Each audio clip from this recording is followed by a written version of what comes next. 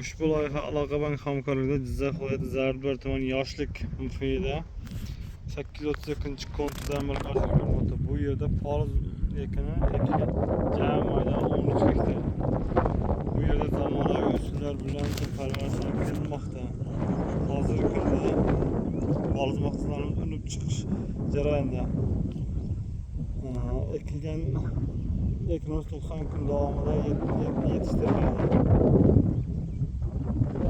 Yetiştirish jarayonida sug'orish va tabiiy mineral o'g'itlar bilan oziqlantirilmoqda. Ushbu loyiha 13 ta dehqon xo'jalik biriktirilgan, har bir dehqon xo'jalik 1 gektar yer maydoniga to'g'ri keladi. Loyiha samarali amalga oshirish uchun lider tadbirkor O'razali ota bog' va ferma xo'jaligi biriktirilgan.